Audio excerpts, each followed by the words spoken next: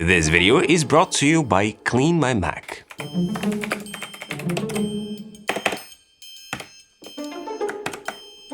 So recently, I updated my Mac to Sequoia, and since at a glance it is strikingly similar to Sonoma, I decided to go on a quest to uncover the truly useful features that can make my life easier today. Considering Apple Intelligence and many other features are still missing, this quest seemed more necessary than ever. Plus, since many of you have been asking about my Mac setup, I thought it would be a good idea or the perfect time to merge both of those worlds. So, this week I'm taking you on a journey showcasing what caught my eye in Sequoia, along with some snippets of my setup, principles, and of course some quirky apps. Before I get any further, however, allow me to vent for a second. Now, I understand Apple is very careful at rolling out certain features, gradually, especially when we talk about AI. But why is a fairly straightforward perk like iPhone mirroring regionally restricted? Anyways, after having used Sequoia for about a week, despite its similarities to the previous macOS version, I felt on board with the lack of striking new visuals in the name of overall stability. And by stability, I mean little annoyances like my images previews not showing up at all. So if I open the Finder, all my images look like this, which is annoying because it takes me a long time to find whatever I'm looking for. So, first thing that caught my eye was very obvious, and that is the ability to tile all windows and snap them onto different sections of the screen. That was something that I was able to achieve in the past with the help of third-party apps like Rectangle, but now it's part of macOS. Out of the box, it works in the same means of grabbing a window to get it closer to the edge of the screen, to position it in a specific predefined location and size, but I discovered it's easier to simply hold the Option key to immediately get the positioning hints showing up rather than just chasing the window to the sides to reveal them. It was nice to see a dynamic pull divider introduced as well, which, as I suspected, works exactly the same as a dual full-screen split app setup, which I use all the time in the left portion or space in Mission Control. Now, talking about desktop and spaces, I always use a minimum of 3. In case you're not aware, creating a new desktop happens via Mission Control, which is easily accessible by pressing the Control and up arrow or simply swiping up on your trackpad with 3 fingers. In my case, my main messy desktop that holds all sorts of window apps lives in the middle. The left one is usually reserved for split-screen apps like my email client and messages app, for example, and the right desktop remains active for a full-screen pro app that I'm using at that current time. That could be Final Cut for editing a video or Affinity Photo for, let's say, creating a thumbnail. Now, if I need to use multiple Pro Tools at the same time, I usually expand and open additional desktops to the right, as many as necessary. I do have a little pet peeve, however. The Pro app that usually requires dragging files to it stays right next to the central messy desktop, so I can easily grab something and Control right to move it and drop it. One important setting that I turn off in order for me to achieve this spaces arrangement is under System Settings, Desktop and Dock, located all the way to the bottom, and that is automatically rearranging spaces based on the most recent use. This thing by default might be on, or it is in fact on, but I like to keep it off because otherwise it creates a complete mess of my predefined spaces. In the middle of a hectic project, things, as you can suspect, can sometimes get very messy, and a new Sequoia feature that I found out recently will definitely speed things up for me in the long run. In Settings, under Desktop and Dock, there's an option to change the default zoom behavior of double-clicking the title bar of a window.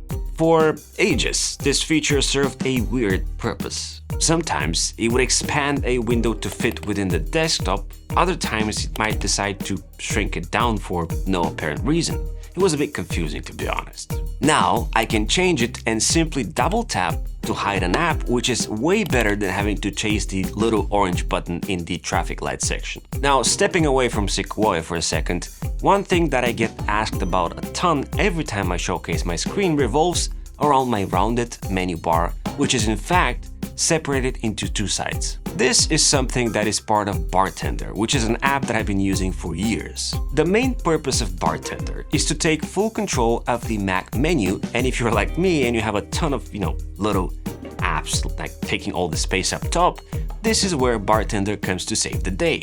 It allows me to leave the important apps visible at all times while hiding the non-essential ones under a little secondary bubble menu, revamping the looks of the entire top right-hand corner. There are tons of features worth exploring in Bartender, but the one that strikes most interest is in the menu bar style section, and that is the ability to round and split it in two, revealing the wallpaper even more, or even making the notch of the MacBook that much more interesting. I can of course go further and play with borders, but I prefer to keep things as clean as possible. Talking about keeping things clean, another app that I've been enjoying a ton is the brand new refreshed CleanMyMac. With it, with a push of a single button, I get to witness smart care optimizing my Mac and removing up to 27% more junk than the previous version. System cache, development leftovers, flushing down memory, and removing unnecessary files are all taken care of, and if that's not enough, there's always the power of diving deep into folders to swiftly eliminate duplicates and similar photos with the help of iCloud. Personally, for me, the most used feature is the menu app bar, which allows me to glance at the state of my Mac and monitor things like memory usage, CPU load, and even run an internet speed test on the fly. Oh, and I also use a ton the applications feature,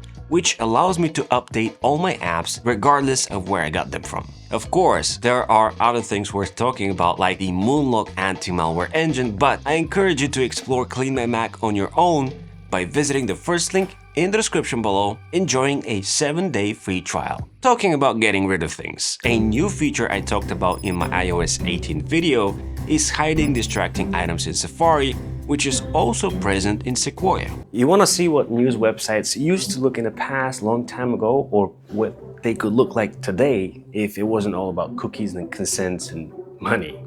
Well, in that case, all you have to do is go to the reader option in Safari and enable hide distracting items. And now I can just hover over an element on the page and just tap to whoosh it out of existence like this.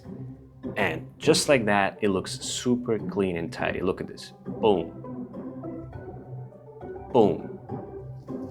Nice. Of course, things get back to normal once the page is refreshed, but that doesn't mean this feature doesn't have a purpose. I'm already using it if I want to create a clean screenshot of a website, which in the past took way too long having to process that image or that screenshot in an image editing app. I can see this being super useful for people who can't necessarily manipulate images. So, I can't really talk about the Mac without discussing the Finder. Customizing and taking the most out of it is crucial for speeding things up for me, and one way to show you what I mean is showcasing my colorful icons in the Finder's title bar. Currently, I have 4, and 3 of them have very different functions. The one on the right are actually direct shortcuts to specific folders that I use all the time. One of them is my thumbnails folder, which doesn't display the thumbnails previews as I complained earlier, about bugs and stuff.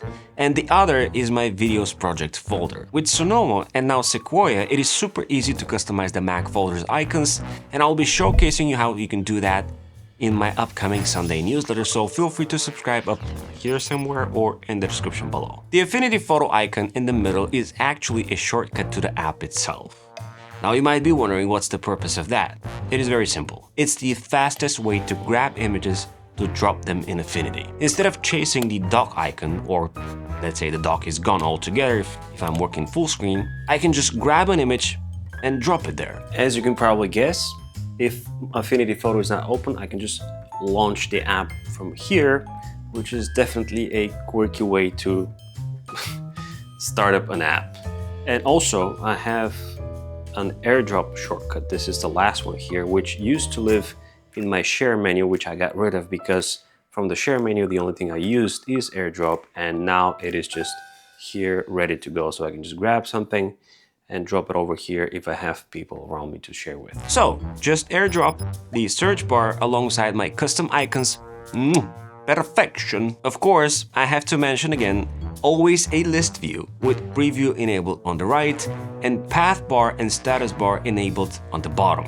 That and of course the sidebar customized for optimal movement around the system. Talking about the sidebar, a new Sequoia feature worth mentioning is the ability to erase a drive by right-clicking on it. This used to happen from the Disk Utility app, but it is now baked into Finder, which is a time saver in my opinion. It is ideal for creative people who work with SD cards and drives, as it allows to choose directly the format, encryption if necessary, and of course, simple things like renaming right out of Finder. Another new feature I immediately took advantage of is keeping an iCloud folder downloaded locally. It is very simple. Just right-click on the iCloud folder and selecting Keep Downloaded. Very similar to how it works in iOS and in iPadOS. Okay, so one interesting feature that I was able to test as I was editing this video and actually updating to macOS 15.1 is reduced interruptions in focus mode. So this is very clever because it uses AI to determine what messages or interruptions that come in might be considered urgent. So for example, if I start getting messages right now, I will most likely just get the bubbles in the dock and nothing more. No sounds, nothing that can potentially interrupt me. Unless I start getting something urgent. Then macOS determines that it's urgent and I get to hear and see that message, which is great. What's interesting is that once I interact with the message and see it, then from this point on, any other message that comes in will be allowed for the time being. So, as you can see, yet another message, it's allowed. It is super clever and I see myself using that a lot. Now, I used to be the longest lasting fan of the all famous flip clock screensaver, but with macOS 15, I switched to the newly released Macintosh one, which honestly looks gorgeous. I've activated mine to turn on in about 5 minutes time or when I hit a hot corner. Hot corners, by the way, are also something I take full advantage of. Bottom left for me is the screensaver with an immediate lock activation, which is perhaps the fastest way to lock my computer when I step out for a second. Top left turns on the launchpad, top right mission control, and bottom right a quick note, which is the only part of notes in my workflow. All of those hot corners are modified though, so I can avoid accidental triggers. Instead of simply hitting a corner with my mouse, I have to intentionally hold the command key, which can be programmed by simply holding the desired button upon choosing that very hot corner in the settings. Now, if I want to prevent the screensaver turning on or my Mac falling asleep while doing a shoot, for example, Theine is one of those little apps that helps me keep an active session on the fly. It lives in the menu bar and I can simply enable a session to ensure everything stays on, which is also sometimes helpful when I hand off my laptop to one of my colleagues to continue a project, for example. While on the topic of little menu helpers, Numi is perhaps the best Mac calculator on the planet.